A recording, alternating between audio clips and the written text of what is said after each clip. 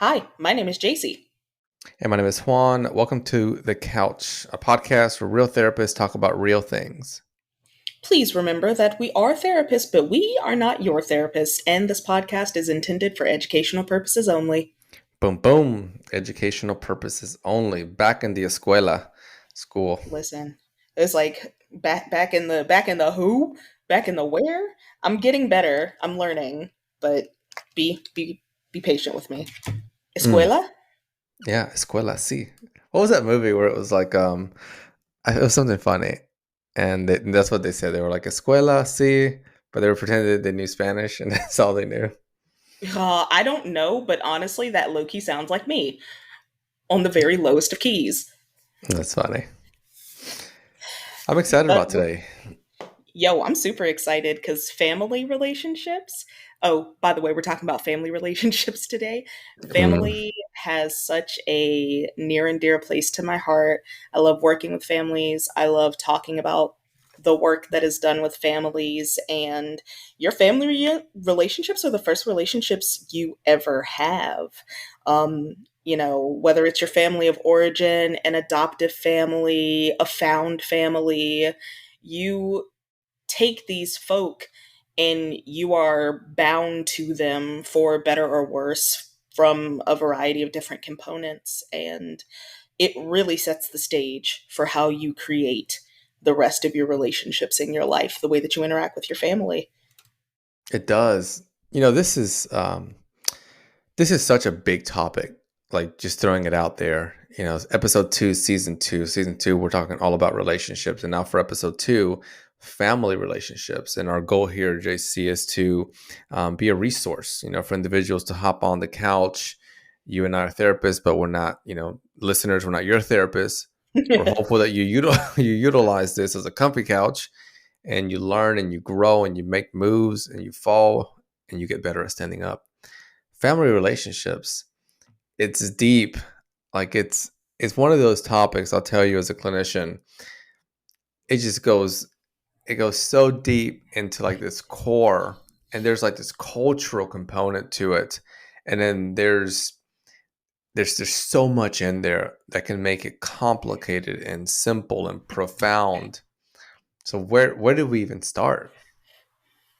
Well, I think we should start at the very beginning, which is a very good place to start. 3,000 years ago. I don't know if I can go back that far, That's from Lord of but the Rings when they're like start at the beginning. But it's go like I don't ahead. know if I can go back that far. Listen here, you nerd. It's I'm okay. nerding out. Listen, we love you all the same. Let's start with just what a family dynamic is. So, you may have heard me throw out those words that I used earlier, your family of origin. So, this is the family that you came from. Now, how you end up in your family of origin is differently if you're born into the family biologically, if you were adopted into a family, or by any other means you came to be in a family system. Everyone does. Um, the dynamic of a family, what we tend to think of, is very heteronormative. So, for like the purposes of being as neutral as possible, I'm going to use the words parents and Hmm. siblings, not mom and dad and brother and sisters, because I don't know what your family looks like. Hmm. But your parents, your siblings, perhaps a lack thereof, um, it all sets the tone for how you interact. And the first relationship that you honestly ever have is with the person who births you. Hmm. Um, I was reading something earlier, and I will fact check it and I will find this article, that babies at for the first 6 months of their life, they don't know any difference between their body and their, like, the person who birthed them. So like their body and their mother's body, they have no difference. Like they don't think about it. Um, which is super interesting to me. And, it goes deep. Like Juan said earlier, you can talk about those attachment wounds or the dysfunction of attachment. Honestly, I feel like I'm going to go like all over the place because there's so many different things to consider when it comes to the family dynamic. But I would actually want to ask you, Juan, what are some things that you see in a healthy family dynamic, or what are some things you think about when you think of healthy family dynamics? Yeah, and I'm glad you threw that level of like integrity and respect as we have this episode. I think sometimes as a society, you and I are in North Carolina, uh, and you could be listening to this podcast all over the world. So there's cultural elements there. So I think the usage going away from mom and dad, um, not highlighting a negative element to that, just more of a broad openness to parent. Sometimes I even like to use guardian, Oh yeah. or microsystem. Who was there in that Hmm. microsystem, because the child could have um, not had bio mom there, and maybe was in Hmm. foster care, and maybe from one home to another home.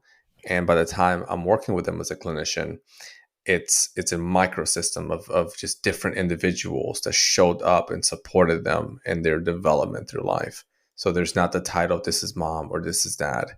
It's maybe this is a person, Bob, who let me live there for a blank amount of time. And then, just so it's just important to think about that, because that makes up an individual's life story, versus right away, I'm sitting down as a clinician and asking the person, or insinuating, who is mom or who is dad. Um, Hmm. so here with your question of what are the healthy elements that I look for or encourage individuals to develop in a family system. One of them, and it's a tough one, is boundaries, right? And Hmm. boundaries is such a large term. It's everything from knocking on your child's door before going in, right? And that example I like to Hmm. play with, because maybe the parent goes, last I checked, I pay the bills. Why am I knocking on Mm. the door? Right. So, and it's like, Like, it's like, just to yes, be kind. right. It's like, yes, there's a truth to that.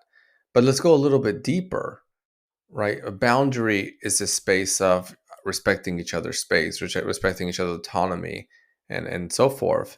So if you skip over that and your voice becomes stronger, and then there's that inferior superior relationship, and you go, well, I don't need to knock on the door Mm. because I pay the bills, right? That becomes a teaching moment. And then maybe now the child learns from that, and as they go through life they allow other people to invade their space. Hmm. And that's a very difficult, that's a very difficult life to live, where people are invading your space. And there's marks that we go through life, such as maybe that parent that just goes right in there. And I'm not saying this Hmm. happens in all scenarios. I'm just giving you example of the listener to identify why that boundary is important and how it can be significant in a negative or in a positive way to an individual's life. There's no 100% likelihood that this will happen, but we're just playing with this hypothetical case. So Hmm. boundaries is an area that I look for in a healthy family dynamic. I also look for, and it's a broad term, communication. Hmm. Communication with elements of safety. Does the child who's 5 years old feel safe to tell the dad maybe something without fear that the dad will yell at him? Does the Hmm. 15-year-old feel safe again to come home with an F, or do they feel that that's going to cause a level of rejection?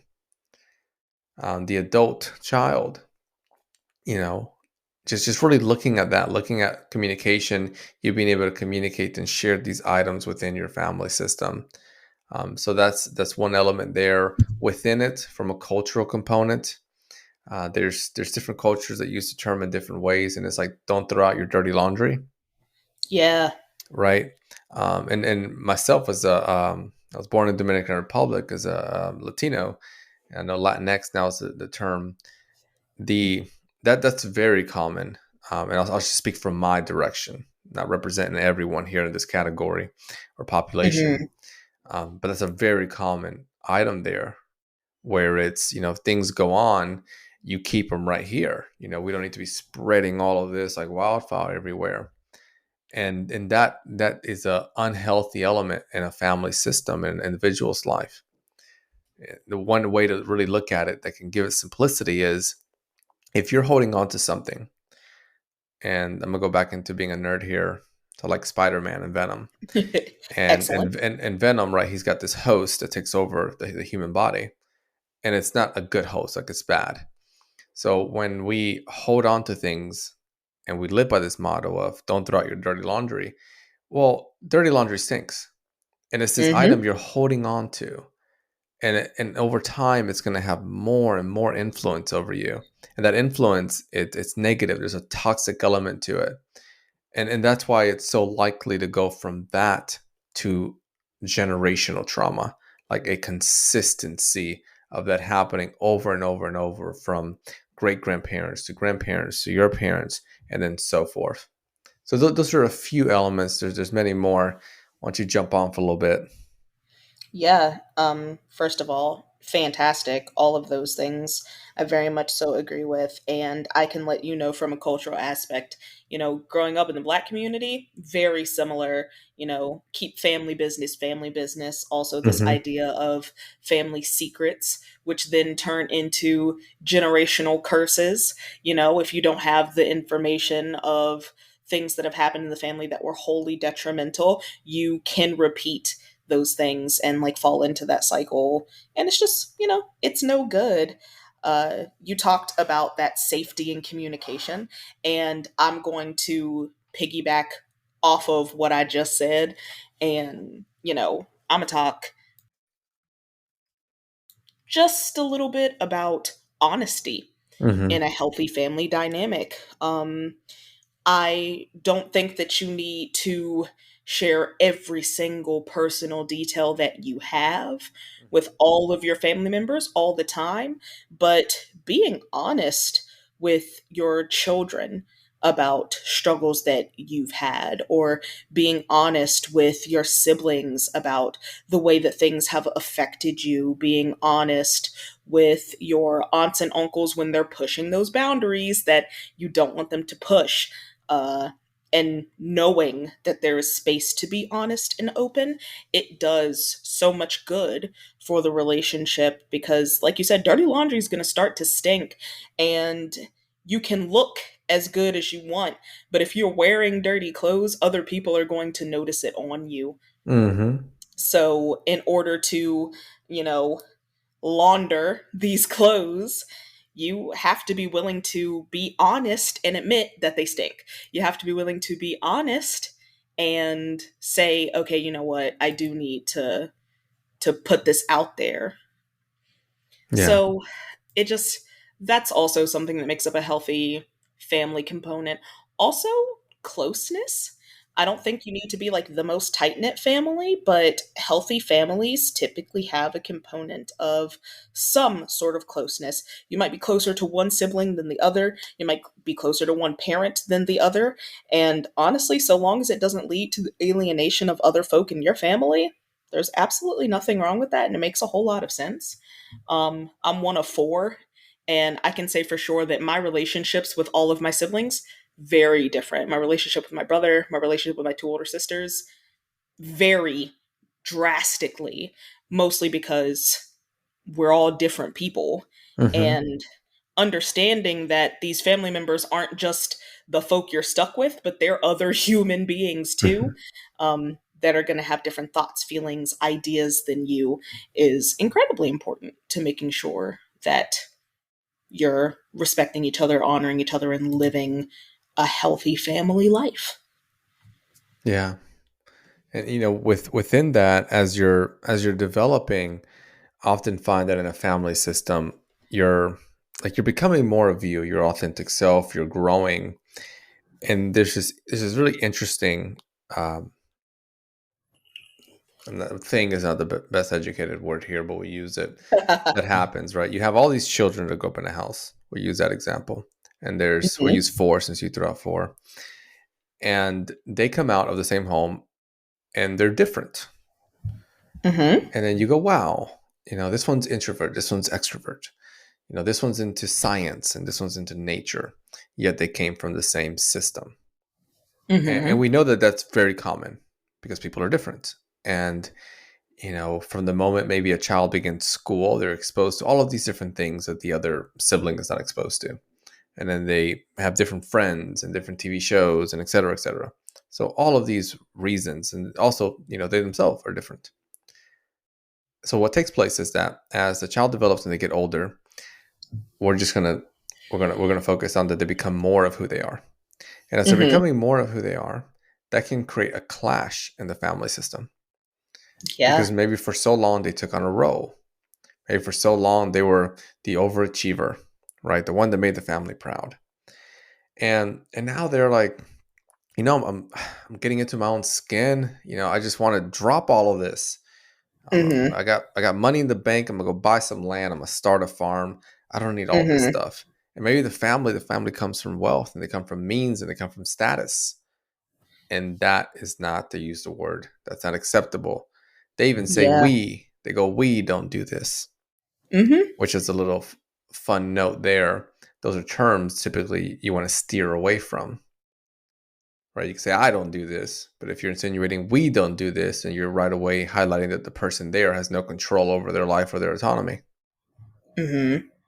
So in that instance, what can happen is this clash that the child who once took on a role now takes a different one, and that goes against this family system. That's going to require communication. It's going to require understanding and back and forth, really getting to know one another in this new space, and acceptance. Accept me as I am. I accept you as you are. And that can be very difficult for family systems. If they can get through it, of course, that can be beautiful. I often find the difficulty, it's rooted in the vision that we have for someone else, the expectation that we have for them. Like, I expect my child to be this way, or my parent to be this way, versus acceptance of who they are. And then looking at, okay, do I want to continue a relationship with this person knowing who they are? I tell you what, you preaching, okay? You are preaching. Ruff, ruff. You seen Ted Because Lasso? You seen Ted? yes, You yes, I remember have. when all Yes, they're I like, have. they're like, guy talk. Ruff, ruff. We should do the couch, and then we'll start barking, and that'll be our No, motto. I'm good. I'm good. We But could you know moo. what? We could moo Mm, moo. but listen, if you like it, I love it. However, comma, I'm going to not Your participate. pass. But I love I love this desire that you have to be so open with yourself. I love this for you. But it is not for me, and that's okay. Um, which actually really ties into what we just talked about, which is like, being able to let go of the expectation of the family system, which is so hard. There's a mourning process that goes into seeing your children grow and change and become very different than what you may have thought. Like, oh, my son is so tall, he's gonna play basketball, he's gonna make it to the NBA, he gonna get us out the hood, it's gonna be great. And then your son ends up really, really enjoying floristry. He enjoys Mhm. botany and he opens a florist shop and he's still wildly successful, but it's not the vision you had for him. And as we grow as people, our relationships change with our family members. I talk a lot to my clients about how being a child of somebody as a literal child and being the adult child of somebody, two very different things, because you've had a lifetime to become someone different than what they may have ever had the wildest dream about. Mhm. And it's up to you as an adult to, mm, I want to say examine. I'll use the word examine. It's up to you as an adult to examine that relationship and see if it's actually good for you. And that can be jarring, difficult, heartbreaking, because at the end of the day, all you want is that closeness that we talked about in episode one. You want that connection. But what happens when that connection isn't sustainable? What happens if it doesn't serve you? What happens if it's not purposeful? And how do you balance duty to family and your peace of mind? Can you balance those two things? I personally think that you can, but Mhm. it's not the case in all cases. Every sibling has a different relationship with their sibling, and every sibling has a different set of parents. You might have grown up with the same Mhm. guardians or parents, but y'all all had very different experiences with them, and you have to be willing to keep that in mind and pay attention to it in order to sustain and maintain those relationships you created in your family system. Very well put. That's often not spoken enough about, really recognizing that each sibling, as you share, I'm going to repeat what you just said, has a different relationship with a parent. And I think when Hmm. siblings acknowledge that, it can support with sibling rivalry. Yes. Sometimes a child may see the other one. It's like, you're getting all the attention. And, Hmm. you see it from that perspective. However, you're not in the perspective of the parent, or in the perspective of the other child. Maybe the other child doesn't want all of that attention, but maybe the parent feels that they need that specific attention to provide maybe fill a certain hole. And of course, here I'm not highlighting. I'll use the term negative parenting in respect to uh, giving love to one child more than the other. I'm highlighting more of a healthy component where there's two kids and the parent may have to provide them with something a little bit different. When I work with family systems and this comes up, I often give them the example of, let's say you have a 5-year-old and you got a 12-year-old, and they both do something wrong. They both take cookies from the cookie jar. Hmm. The and we'll say 17-year-old and a 5-year-old, and the parent tells the 17-year-old, "All right, give me your car keys."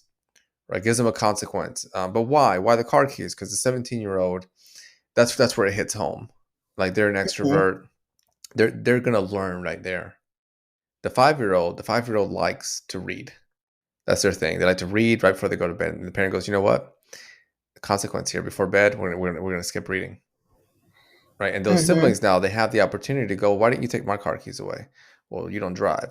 No, but Yeah. you can see the difference in discipline. Um, However, if you're just judging the parent, you may feel that they're providing something incorrect, like they want the same consequence. So it's important to look at it that way. At the same time, as a parent, since we're discussing family dynamic, it's vital to communicate with the family system on the topic of consequences. So if you do have kids, and we're just going to say they're closer in age, and you're providing different disciplinary actions, talk about those. Being able to highlight, this is why I'm providing this consequence. It's important to educate while giving some sort of discipline that promotes positive behavioral change, versus the child does something, they get in trouble, and you're crossing your fingers that they know and they can connect the dots that they're in trouble based on what they did, and now they're going to magically learn some lesson that you're hoping they're going to learn. Bringing in that sense of communication. Yeah, absolutely. I love that example. I think that is a really good visualization for some of the challenges that parents may feel. And, the thing about family dynamic is that we're not going to be able to talk about every single individual piece of the family. But one thing that we can talk about is that it is okay to have challenges as a family. It does not negate the validity of your family, and it doesn't mean that you're a bad parent. It doesn't mean that you're a bad person. It literally just means that you are growing and changing. There is Hmm. no manual to parenthood. There's no manual to siblinghood, being an older brother, or being like the oldest sibling, being the youngest sibling. There's no guide to it. So if you're struggling with finding your role and being comfortable in that role, it's totally okay. Yeah. And what helps in those is acknowledging exactly what JC is sharing, where it's okay, and then talking about that too. Bringing it in.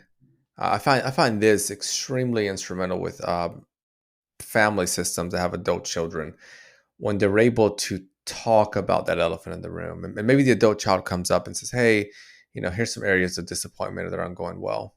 And often what the parent may do is kind of just nod, or maybe become defensive and give all the reasons of why whatever went down went down. If in there, you relate to what JC is sharing, and you're like, I didn't have the manual. I didn't know. Talk about that. Share that vulnerability. It could be, my child, my son, my daughter, whatever it may mean, and then going into that sense of vulnerability. Let them see that inner world of yours. That skill, you can pull that skill and transfer it into many relationships. getting to know the inner world of people. That brings you closer. It reduces your walls. It makes you less, it reduces that need to want to protect yourself, to want to defend yourself, because that person is being vulnerable. They're willing to shed that layer. And we know that when we shed layers and we're vulnerable, it's easier to be poked at. So that's Hmm. one of the key reasons why it helps the relationships really nurture. Oh, absolutely. And vulnerability in a family space can feel very odd, especially if you come out of cultures that are more hush hush or a little bit more tight lipped about what goes on in the family system.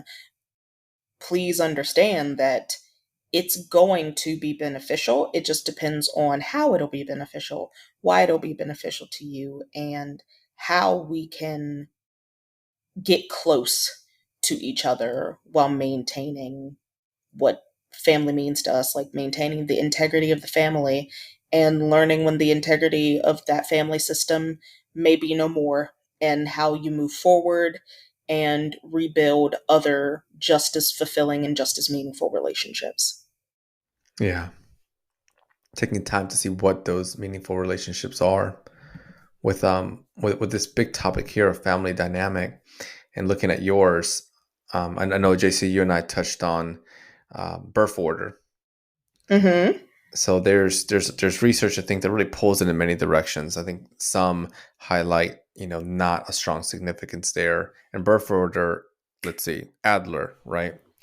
Yes, we pulled him Okay, up in the last that's episode, right. That's right. but he's in Alfred the right Adler. place today. Yep. He's in the right place today. There we go. And he brought up this psychological birth order way back when. Now, again, from what I recall from my master's and doctorate study, there's data on both ends. Some that don't show a significant predictor, some that do when it comes to identifying what's going to take place with birth order. There's you have to help me here. There's firstborn child, and personality there is typically um, reliable. They're maybe overachiever. They typically have some Mm-hmm. structure and organization to them. Yep, you're absolutely right. They are, people pleasers. They follow the rule to the T. Um, Typically seen as maybe a little bit bossy or Hmm. nosy. Um, for the firstborns, which, if you're the oldest sibling and this resonates with you, we promise this is not a call out. We're just telling you what Yeah, we know. and this can differ too if you're the only child. So this will be those are with a set of three. So if you're the first one, and then you've got a middle, and then you got a younger. Mm-hmm. With the middle, typically, I always like to look at the middle one as like this peacemaker. Yes. And sometimes you can think about the middle too as the one that kind of may get lost there in the mix. So that could be why they take on that role of peacemaker. They're seeing maybe a lot of the attention on older, attention on younger. So then they look at, where do I sit in here? And coming with peacemaker, you may also see some behaviors of people pleasing. Yes, absolutely. They also may have like strong justice alignments in terms of feeling like, okay, this thing is unfair, or I'm not getting the same thing that they're getting. And they will call you to task. They'll tell you when things are not equal. um, those middle those middle kids. Meanwhile, you've got the last in birth order, who is typically going to have those stereotypical traits. So, a little bit self centered, kind of pampered or possibly spoiled, but Hmm. usually very creative, outgoing. They feel like they can take more risks, and they might be competitive. Yeah, attention seeking. I think that's a key one there. Hmm. So if you're, and wait, there's one more, right? There's the only child, which Yes. can relate to that firstborn. But with that one, there's that element of perfectionist. So you may see that sometimes that comes with that strong expectation from the parents. Um, there's a term too, uh, where my brain's going to like young adult, little adults. Where parents have an Uh, only child and they're seeing them as the little adult. Oh and yeah. that can, with your only child, it can create that. It can make them feel, okay, I'm this young kid and I'm taking on this adult like role. So with it, there could be elements of leadership in them, um, Hmm. elements of perfectionist. So I'll highlight that one again. Also demanding or unforgiving, unwilling to kind of provide that grace for other people. And we're giving you these traits according to our friend Alfred Adler. And these are not always the ways that your birth order will make you act, but they typically have some truth to them. So if you're listening to this and you're like, I'm not mean or demanding, it's okay. Like, that's fine. Like, I promise it's not an attack, but it's really interesting to look at these things and think about it for yourself and where you fall in the birth order of your family. Yeah. And this is a nice shift right here. Let's shift into the personal growth challenge for family dynamic for episode 2. You want to go first or second? I'll go second this time. Nice. I was hoping you go first. That way I can get myself organized. But I can, I If you can, need me to go to first, I'm more than happy to go first. I got it. I got it. So let's see. Episode 2, it starts at home familial relationships. Again, this is such a big topic, and there's, everything from like adoption to blended families, only child, divorce. We didn't even get into that. Co-parenting. There's so many elements that go into a healthy family dynamic that are just weaved Hmm. in there within each of the of those foundations, really. So Hmm. let's see. The personal growth challenge I want you to really look at is roles. Find space with your family system to talk about, for like an open, curious point of view, right? Like, what are the roles that everyone's taking in the family, and are they okay with those roles, Ooh. right? Being able to talk with the kids, it's okay if they're little, if they're 6 or they're 7, um, and talk with parents, with different individuals, bring them in, and then look at, hey, what do you see your role here? A role's like a job. What do you see your role in the family? And Hmm. hopefully something comes out. Yeah, hopefully something come out. It could be hard to hear. It could be difficult to hear. And as you maneuver through that, you're going to get some feedback. Try to do a little research to identify what does that mean. What is a healthy role? And then as you build upon that, you're going to notice that when people show up in roles that they feel connected to, they level up, really. If and you think about that, if you're listening to this and you hold a job, and imagine that your job, you got to do your role a little different, maybe with more of your Hmm. say so. Like, okay, I get to do it in this way because this fits me. More than likely, it'll shift maybe your attitude, your energy, your safety, all of those elements that maybe need a tweak. So play with that for a little bit. Yeah, that's a very interesting exercise to do with your family system. Um, and honestly, I definitely think I'm about to take that home. I'm about to call my parents right now and be like, "Excuse you, what's your role?" Um, They're like, can't hear but you. Shh, phone's going out. Bye. literally, that they'll be like, "Wow, that's crazy," and just hang up.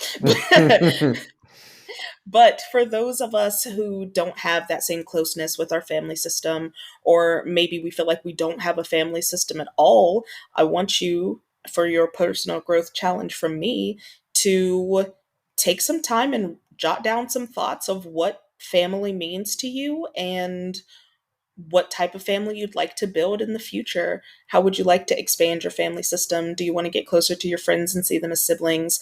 Do you and your partner want dogs instead of children? Is your church family enough family for you? You know, think about how you define family and Mm, see if the way your family system functions right now is comfortable and fits that desire. I like that one. Yeah, both of those, run with them. Again, I know JC and I stand on this. Our hope is that as you're coming in, you're acknowledging we're not your therapist. We're therapists, but we're not your therapist. We do want you to utilize the resource. There's resources around you, all the way from a self-help book at Barnes and Noble to this podcast. Hmm. And what I find, this could be, I may be putting two little growth hints here. I find accountability goes a long way. So Yeah. at times, when I want to do certain things in life, I'll find somebody. I have a buddy of mine right now. He wants to run a 50 mile, 50, yeah, 50K. Yeah, 50K. That's what it is. And then he's over there texting me, talking about, do I want to Hmm. do it with him? Boy, Oof. crazy. But the point is, I may do it. I may do it because from the point of accountability, I know it's going to support him. So I want you to think about in your life accountability. Maybe share this podcast, tell them what you're doing, tell them what you're listening to, and then create the system around it so that you're buddying up and you're supporting each other as you're going forward. Yeah, and if you hear something on this podcast that piques your interest and, sparks up deeper conversations and you realize that you do need additional support, we encourage you to go and seek your own therapist, or if you're currently seeing someone, bring some of these questions into the room and Yeah, see if your therapist can help you do some more intentional work around them. good point. Absolutely. All right, episode 2, season 2. We will see you next time. We'll see you in the next episode.